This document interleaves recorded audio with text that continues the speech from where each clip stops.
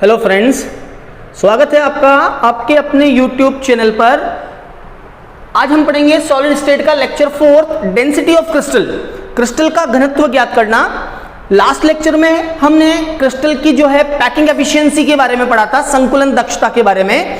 आप आई बटन को क्लिक करके उस वीडियो को देख सकते हैं जिसमें क्रिस्टल की जो है डिफरेंट टाइप्स के क्रिस्टल्स में हमने पैकिंग एफिशिएंसी को डिस्कस किया है। चलिए स्टार्ट करते हैं आज का lesson. Solid state lecture 4 density of crystal, crystal का घनत्व कैसे ज्ञात करते हैं। ठीक है, तो देखिए किसी भी चीज का घनत्व क्या होता है। घनत्व होता है उसका द्रव्यमान और आयतन का अनुपात, है ना। The ratio of mass and volume is called density. वैसे ही हम क्रिस्टल में करेंगे।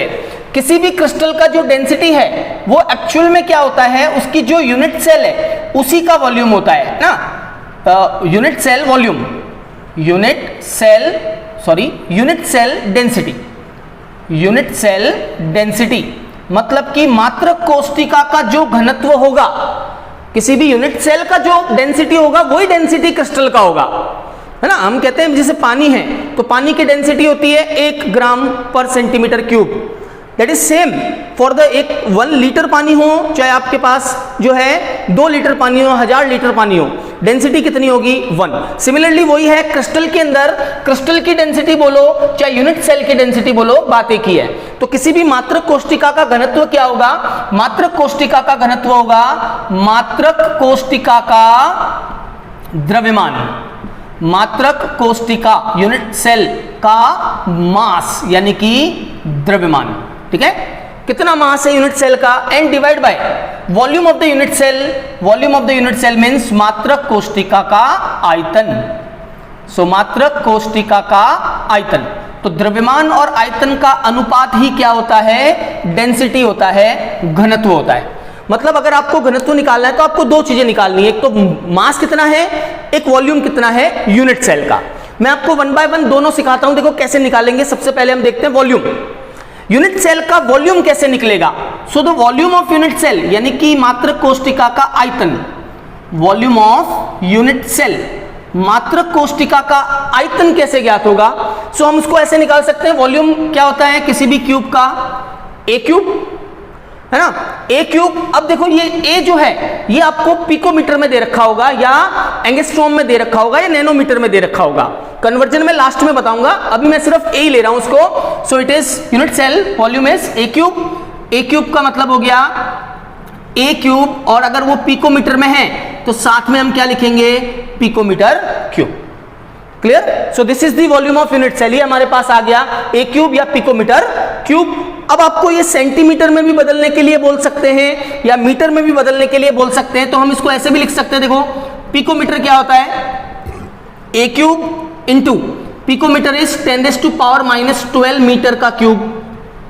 लिख सकते हैं ना, एक पिकोमीटर 10⁻12 मीटर होता है, तो -12 मीटर का क्यूब यानी कि -36 मीटर क्यूब, है ना। तो हम यूं लिख सकते हैं ए क्यूब इंटू 10⁻36 मीटर क्यूब। ये तो कन्वर्जेंस है, ये किसी में भी हो सकते हैं। मैं आपको पिकोमीटर में बता रहा हूं, हो सकता है आपको सेंटीमीटर में पूछ ले, एंगस्ट्रॉम में पूछ ले, तो वो हम उसके अकॉर्डिंगली अभी क्वेश्चन डिस्कस करेंगे, तब मैं आपको ये चीज बताऊंगा। तो अभी वॉल्यूम आ गया हमारे पास ए क्यूब। अब देखो मात्रक कोष्टिका का द्रव्यमान यानी कि मास कितना होगा। So mass of unit cell हम ऐसे निकालेंगे। Second point, mass of unit cell, किसी भी मात्रक कोष्टिका का जो है द्रव्यमान किसके बराबर होगा। आप सोचिए, आपसे बोल दिया एक यूनिट सेल है, उसका आपको मास निकालना है, तो आप क्या करोगे कि सर उस यूनिट सेल में एटम्स कितने हैं, पहली बात तो ये, है ना, और फिर एक एटम का मास कितना है, मल्टीप्लाई कर दो। जैसे एक यूनिट सेल में 4 एटम है, एक एटम का मास इतना है, तो पूरी यूनिट सेल का मास क्या हुआ, 4 into mass of 1 atom. Similar way में हम यहां करेंगे, मात्रक कोष्टिका का द्रव्यमान का मतलब क्या हुआ, मात्रक कोष्टिका के द्रव्यमान का मतलब हुआ कि उसमें परमाणु कितने हैं, यानी कि परमाणुओं की संख्या क्या है, और मल्टीप्लाई विथ एक परमाणु का द्रव्यमान कितना है। ठीक है, परमाणुओं की संख्या और एक परमाणु का द्रव्यमान, मास ऑफ 1 एटम, तो हमारे पास टोटल मास आ जाएगा। अब परमाणुओं की संख्या हम किससे रिप्रेजेंट करते हैं, Z से, और Z हम जानते हैं SCC में 1 होता है, FCC है ना, एफसीसी में 4 होता है और BCC में ये Z 2 होता है। तो Z का मतलब है नेचर ऑफ यूनिट सेल, मात्रक कोशिका की प्रकृति कैसी है वो आपको क्वेश्चन में दे रखा होगा कि उसका जो है FCC है तो आपको Z 4 लेना है। अब एक परमाणु का द्रव्यमान कैसे ज्ञात करते हैं? किसी भी एक एटम का मास हम कैसे निकालते हैं? उसका atomic mass divide by Avogadro number, है ना। तो एक एटम का मास हम कैसे निकालते हैं? उसका एटॉमिक मास मींस परमाणु भार और upon Avogadro number is Na। तो किसी भी चीज का जो एटॉमिक मास है, परमाणु भार है, उसमें Na को डिवाइड कर दीजिए, एक एटम का मास आ जाएगा। हमारे पास दोनों चीजें आ गई, वॉल्यूम आ गया, मास आ गया। तो मैं हम डेंसिटी को कैसे लिखूंगा? Density D equal to the density of unit cell या density of crystal is D and that D is equal to Z into M, ठीक है, Z into M upon Na into A cube, that is the density of the crystal. Z into M का मतलब है यहां पे atomic mass, upon Na is Avogadro number and A cube means unit cell जो है उसकी as length का cube. अगर अपन यहां पे मास किलोग्राम में रखेंगे और ये A पिकोमीटर में रखेंगे तो डेंसिटी हो जाएगी किलोग्राम पर पिकोमीटर क्यूब। अब आप चाहे तो इसको सेंटीमीटर में भी कन्वर्ट करके रख सकते हैं, मीटर में भी रख सकते हैं, एंगस्ट्रॉम में भी रख सकते हैं, और जो मास है वो आप ग्राम में भी रख सकते हैं, ग्राम पर पिकोमीटर क्यूब या किलोग्राम पर पिकोमीटर क्यूब। क्लियर? Na हम सबको पता है, Na का मतलब होता है एवोगैड्रोस नंबर, आवोगाद्रो संख्या 6.022 इंटू 10 टू द पावर 23। ये एवोगैड्रो नंबर है। जब आप यहां पे न्यूमेरिकल करेंगे ना तो ध्यान रखना, मेरी कुछ बातें मैं आपको बता रहा हूं, टिप्स कुछ। अगर आपको इस पे कोई न्यूमेरिकल दे दिया एग्जाम में तो आप इसको 6 ले लीजिएगा, 0.002 वाला पीछे वाला पोर्शन मत लेना, नहीं तो आपकी कैलकुलेशन बहुत ज्यादा टफ हो जाएगी। सीधा ले लो 6 इंटू 10 टू द पावर 23 और आप क्वेश्चन को सॉल्व कर सकते हो। समझ में आई बात? तो ऐसे हम यूनिट सेल का जो है डेंसिटी या क्रिस्टल का डेंसिटी हम कैलकुलेट कर सकते हैं। मैं आपको इसके ऊपर न्यूमेरिकल बताता हूं, ध्यान से देखना किस तरह से एग्जाम में आपको कोई क्वेश्चन मिलेगा इसके ऊपर डेंसिटी में। आपको ये जो जितने भी दे रखे हैं यहाँ सिंबल्स, उनमें से एक सिंबल आपको पूछेंगे, बाकी सारे सिंबल्स आपको दे रखे होंगे। जैसे आपको Z दे दिया, M दे दिया, Na आपको पता है, A आपको दे दिया, तो आप उसका डेंसिटी निकालो, या डेंसिटी दे दिया, A दे दिया, मास दे दिया, तो आप उसका Z निकालो, या उसका एटॉमिक मास निकालो, या एज लेंथ निकालो। कोई एक यहां पर क्या होगा? गायब होगा, बाकी सारी डेटा आपको दे रखी होगी। मैं एक सवाल बताता हूं, क्वेश्चन आपको कैसे एग्जाम में पूछते हैं। मान लीजिए एक क्रिस्टल है जो FCC अरेंजमेंट में है ना, शॉर्ट फॉर्म में लिख रहा हूं मैं क्वेश्चन को। FCC अरेंजमेंट का कोई क्रिस्टल है और उस FCC अरेंजमेंट में उसकी जो एज लेंथ है, मान लीजिए वो है 200 पिकोमीटर, 200 पिकोमीटर की किनारे की लंबाई है। Then find out density of crystal, इस क्रिस्टल का घनत्व ज्ञात कीजिए। Find out the density of crystal. Easiest question बना दिया मैंने शॉर्ट फॉर्म में। FCC क्रिस्टल में किनारे की लंबाई 200 पिकोमीटर है, तो इस क्रिस्टल का घनत्व क्या होगा? ठीक है, और आपको साथ में दे दिया क्रिस्टल किसका बना हुआ है, तो आपको दे दिया कि FCC क्रिस्टल है। किसका क्रिस्टल है? कैल्शियम का है। ठीक है, आपको दे दिया कैल्शियम का क्रिस्टल है जो FCC अरेंजमेंट में है, किनारे की लंबाई 200 पिकोमीटर है, तो उसकी डेंसिटी कैलकुलेट कीजिए। स्टार्ट करते हैं, देखिए ध्यान से, इसको मैं सॉल्व करके बताता हूं कैसे करना है। ठीक है, look at the board. The density D is equal to mass, calcium का परमाणु भार कितना होता है? 40। ये मास आपको दे रखा होगा। ठीक है, अगर आपको एटम दे रखा है जैसे कैल्शियम है तो आगे उसके ब्रैकेट के अंदर दे रखा होगा कि इसका एटॉमिक मास 40 है, आयरन है तो इसका एटॉमिक मास 56 है, ये आपको दे रखा होगा। ठीक है, तो ये हो गया 40 इंटू Z। अब Z आपको यहां से पहचानना है, FCC है, सो FCC का Z क्या होता है? 4। एक यूनिट सेल में 4 एटम्स होते हैं, तो ये नंबर ऑफ एटम्स आ गए 4। Now Na is 6 into 10 to the power 23। मैं थोड़ा इजी करके उसको लिख रहा हूं ताकि जल्दी कैलकुलेशन हो जाए। 6 इंटू 10 टू द पावर 23। आप चाहे तो 6.022 लेकर भी सॉल्व कर सकते हैं। Last A cube. अब A आपको दिया हुआ है 200 पिकोमीटर, मैं इसको रखूंगा सेंटीमीटर में, तो देखो सेंटीमीटर में कन्वर्ट करना पड़ेगा, है ना। मेरा A कितना है? ए है मेरे पास 200 पिकोमीटर का, तो 200 पिकोमीटर किसके बराबर हुआ? 200 into 10 to the power minus 12 metre, और we can say 200 into 10 to the power minus 10 centimetre, बराबर। मीटर में 12 हो गया, सेंटीमीटर में 10 हो गया। अब ये 2 जीरो भी कैंसिल आउट कर लो, तो 2 into 10 to the power minus 8 हो गया, 2 into 10 to the power minus 8 centimetre. आगे सेंटीमीटर में इसका क्यूब यहां पे आपको रखना है, तो इसका क्यूब रखेंगे तो क्या आएगा? 2 का cube 8 into 10 to the power minus 24, 2 का क्यूब हो गया 8 माइनस 8 का क्यूब हो गया 24, है ना। तो ये अब अपन इसको सॉल्व करेंगे, आपको डेंसिटी मिल जाएगी, ये कैंसिल आउट हो गया 24 से 23, that is equal to 10 to power minus 1, ऊपर आ जाएगा 10 हो जाएगा ये, तो density D is equal to 40 into 4 into 10 divide by 6 into 8। Clear? Solve कर लीजिए इसको, ये आ जाएगा आपके पास 2 टाइम्स कैंसिल आउट हो गया और ये 20 टाइम्स कैंसिल आउट हो गया, करेक्ट। सो ऊपर रह गया 200 और नीचे रह गया 6, तो density D equals to 200 by 6, और वी कैन से 100 बाय 3 ग्राम पर सेंटीमीटर क्यूब, ठीक है, ग्राम पर सेंटीमीटर क्यूब। तो ये आ गया 100 बाय 3 ग्राम पर सेंटीमीटर क्यूब। आगे आप और सॉल्व कर सकते हो, 33.33 ग्राम पर सेंटीमीटर क्यूब में आंसर आएगा। बात समझ में आई?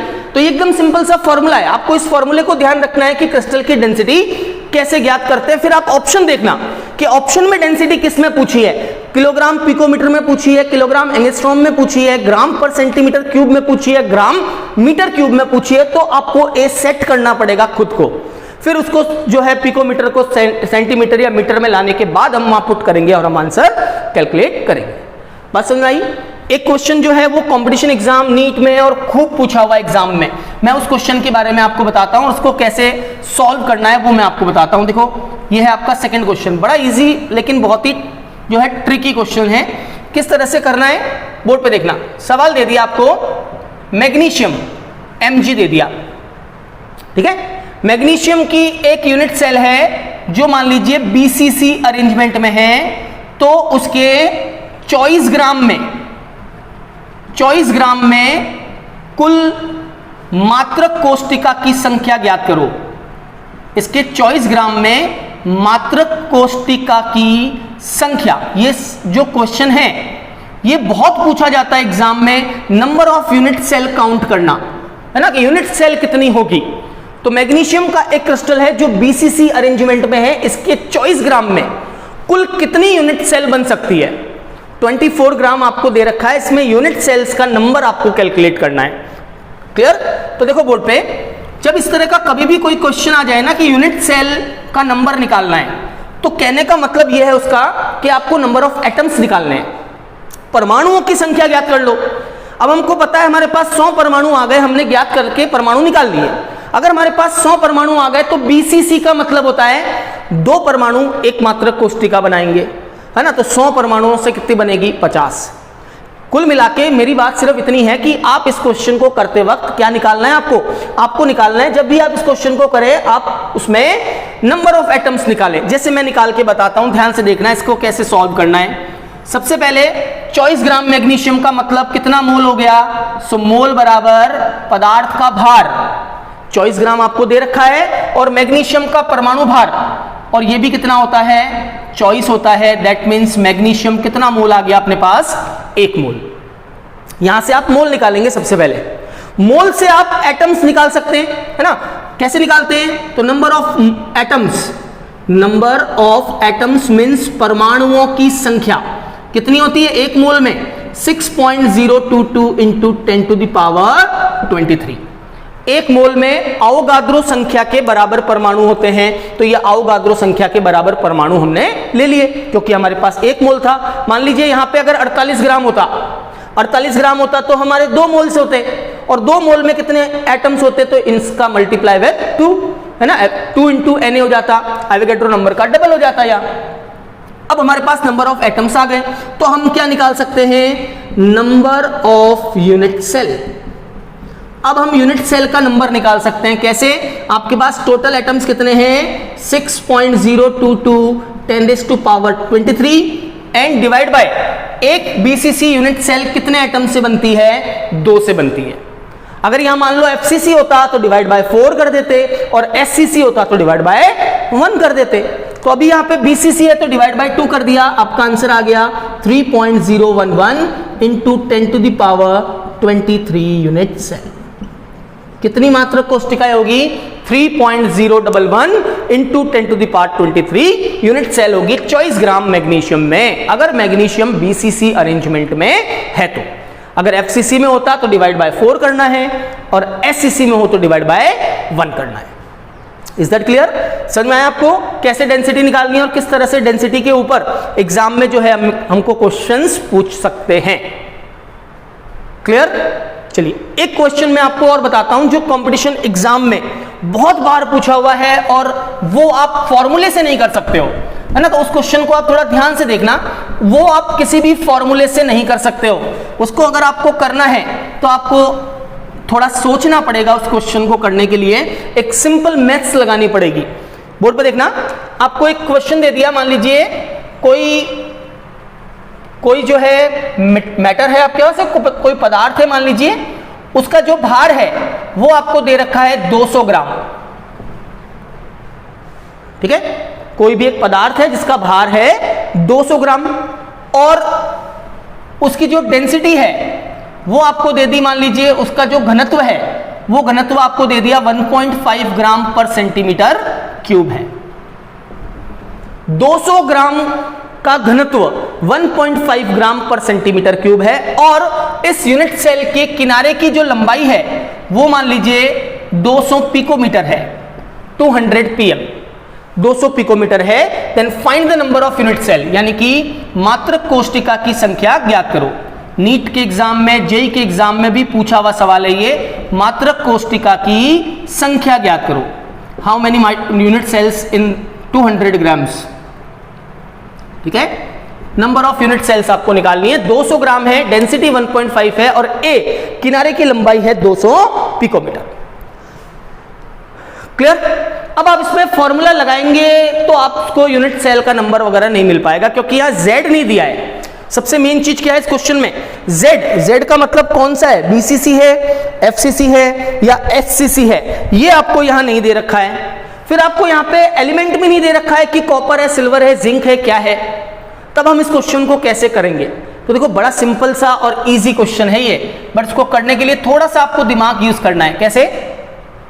सबसे पहली बात आपको बताना है कि 200 ग्राम में कितने यूनिट सेल है ना। 200 ग्राम में यूनिट सेल बताने हैं तो आप पहले ये पता करो कि आपकी एक यूनिट सेल का वॉल्यूम कितना है ना। एक रूम है आपका, एक आपका रूम है, मान लीजिए 10x6 का या 10x8 का एक रूम बना हुआ है आपका। उस रूम में आप कितने 2x2 के ब्लॉक्स डाल सकते हो, वो सवाल है ये। मतलब आपको एक यूनिट सेल कितने आ सकते हैं उस रूम में, वो आपको बतानी है। तो आप क्या करोगे? ये तो हो गया कुल वॉल्यूम, यहां से तो क्या आ जाएगा भाई, 200 ग्राम का टोटल वॉल्यूम आ गया अपने पास। टोटल वॉल्यूम यानी कि कुल आयतन हमारे पास आ गया। कितना है कुल वॉल्यूम? तो टोटल वॉल्यूम हो गया density equal to mass upon volume. So volume equals to mass upon density. Mass दे रखा है 200 ग्राम और डेंसिटी है उसकी 1.5। ये आ गया आपके पास उसका वॉल्यूम सेंटीमीटर क्यूब में। ये तो कुल आयतन है ना। टोटल वॉल्यूम है किसका? वॉल्यूम 200 ग्राम पदार्थ का आयतन होगा 200 बटा 1.5 सेंटीमीटर क्यूब। अब आप ये देखें कि एक यूनिट सेल का वॉल्यूम कितना है।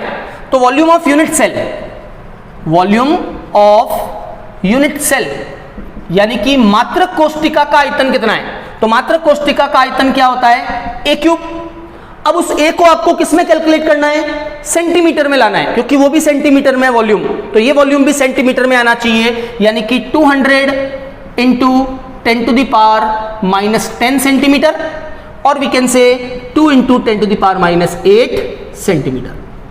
ठीक है, और इसका क्यूब, इसका होल क्यूब करना है सेंटीमीटर में। तो ये आ गया अपने पास 8 into 10⁻24 centimetre cube.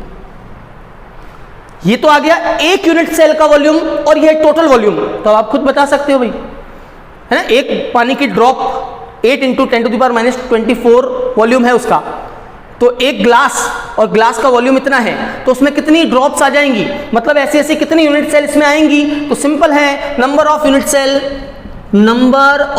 Unit cell यानी कि मात्रक कोष्टिका की संख्या क्या होगी, टोटल वॉल्यूम 200/1.5 इंटू 8 इंटू 10⁻24। ये आ गया नंबर ऑफ यूनिट सेल। इसको आप सॉल्व कर लीजिएगा तो आपको total number of unit cells मिल जाएगी। 24 ऊपर आ जाएगा, that is equal to 200 into 10⁻24/1.5 into 8 यानी 12, ऑलमोस्ट कितना हो गया 40, 4, 8 and 4 that is 12। So 200/12 into 10⁻4, इसको सॉल्व कर लीजिए, फाइनल आंसर आपको मिल जाएगा, इतनी यूनिट सेल उसमें होगी। अब देखो इसमें कहीं आपने डेंसिटी का फॉर्मूला यूज नहीं लिया है, फिर भी नंबर ऑफ यूनिट सेल्स अपन कैलकुलेट कर सकते हैं, थोड़ा सा उसको ध्यान देना है, ठीक है। इस क्वेश्चन को अगर मैं आपको और इजी वे में बताऊं तो ये कुछ इस तरह से है। देखो ये आपके पास पूरा एक ब्लॉक है, इसमें ये 2x2 के कितने ब्लॉक्स आप इसमें लगा सकते हो, इस तरह से ये सवाल बनाया मैंने, है ना। ये ऐसे ब्लॉक आप इसमें कितने डाल सकते हो, 2x2 के कितने ब्लॉक्स आ सकते हैं। अगर आप इसका पूरा वॉल्यूम निकाल लें, फिर इस एक ब्लॉक का वॉल्यूम निकाल लें, तो इसके अंदर कितने ब्लॉक्स आएंगे ये हम ज्ञात कर सकते हैं, वही है number of unit cells. Clear. तो हमने पढ़ा डेंसिटी ऑफ क्रिस्टल, इस लेक्चर को यहीं समाप्त करते हैं। अगले लेक्चर में हम पढ़ेंगे डिफेक्ट्स इन क्रिस्टल्स, क्रिस्टलों में दोष क्या होते हैं, Schottky defect and Frenkel defects के बारे में पढ़ेंगे। Thank you very much.